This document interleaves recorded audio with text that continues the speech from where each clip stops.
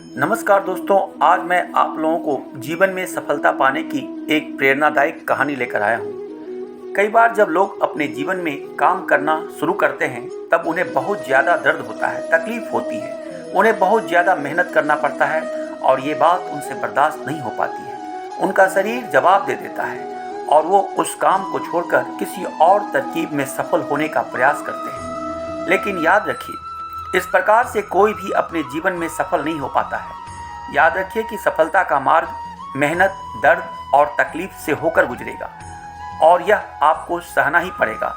तो इसके लिए आप हमेशा तैयार रहिए। तो चलिए इस बात को एक कहानी के माध्यम से समझाते हैं। एक बार एक मूर्तिकार अपनी छेनी और हथौड़ी से एक पत्थर को भगवान की मूर्ति का आकार देने का प्रयास कर रहा था।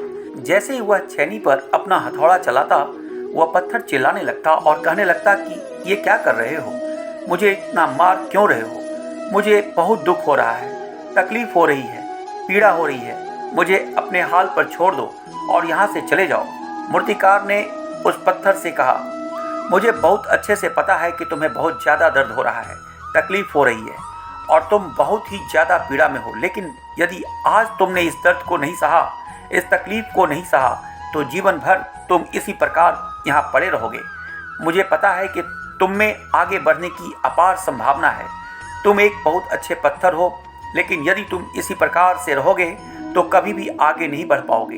इतना कहकर मूर्तिकार औजार उठाए ही थे कि पत्थर फिर से चिल्लाने लगा, गिड़गिड़ाने लगा, विनती करने लगा, मुझे अपने हाल पर छोड़ दो। मुझे पता है कि जीवन के लिए कौन सी चीज़ सही है और कौन सी चीज़ गलत है। मुझे ज़्यादा दर्द हो रहा है, अब मैं तकलीफ को ज़्यादा नहीं सह सकता। मैं जिस हाल में हूँ उस हाल में छोड़कर मुझे चले जाओ। उस मूर्तिकार ने फिर से उस पत्थर को समझाने की कोशिश की, ज़्यादा अधीर मत बनो और अपने सब्र को बनाए रखो। थोड़ी देर और इस दर्द को यदि सह लोगे तो मैं भगवान की मूर्ति के रूप में तुम्हारी स्थापना करवाऊँगा और फिर दूर दूर से लोग तुम्हारी पूजा करने आएंगे, तुम्हारी सेवा करेंगे। लेकिन पत्थर ने उस मूर्तिकार की एक भी बात नहीं मानी और वह चिल्लाता रहा और अपनी बात पर अड़ा रहा। मूर्तिकार ने उस पत्थर को समझाने की बहुत कोशिश की, लेकिन वो पत्थर नहीं माना। अब मूर्तिकार भी थक चुका था और वह उस पत्थर को छोड़कर आगे बढ़ गया और थोड़ी ही दूर जाकर देखा कि एक और बहुत ही अच्छा पत्थर वहाँ पड़ा हुआ है। उसने छेनी और हथौड़ी उठाई और उस पत्थर को मूर्ति बनाने की कोशिश की। मूर्तिकार ने छेनी और हथौड़ी का बार दूसरे पत्थर पर जारी रखा। दूसरे पत्थर को भी दर्द हुआ, तकलीफ हुई, लेकिन उस पत्थर ने बर्दाश्त कर लिया और देखते ही देखते थोड़ी समय के बाद उस पत्थर ने भगवान की मूर्ति का रूप धारण कर लिया। थोड़े दिन बाद उस मूर्ति की एक मंदिर में स्थापना हो गई। धीरे धीरे करके लोग वहाँ पूजा पाठ करने आने लगे।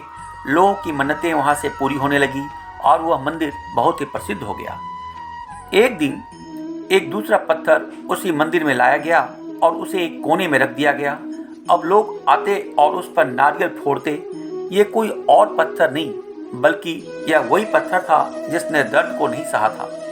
अब वो पत्थर मन ही मन बहुत ज़्यादा पछता रहा था, दुखी हो रहा था और अपने आप से कह रहा था कि काश मैं उस दिन उस दर्द को, तकलीफ को सह लिया होता तो आज लोग मेरी भी पूजा करते। इसलिए आप भी अपने जीवन में हमेशा याद रखिए, जब आप अपने कैरियर की शुरुआत में किसी काम को कर रहे हों, पढ़ाई कर रहे हों या कोई अन्य काम कर रहे हों, उसमें आपको दर्द हो रहा है, तकलीफ हो रही है, ज़्यादा मेहनत करना पड़ रहा है, तो आप रुकिए मत, किसी और रास्ते की शुरुआत मत करिए, क्योंकि और रास्ता आपको सफलता नहीं दे सकता।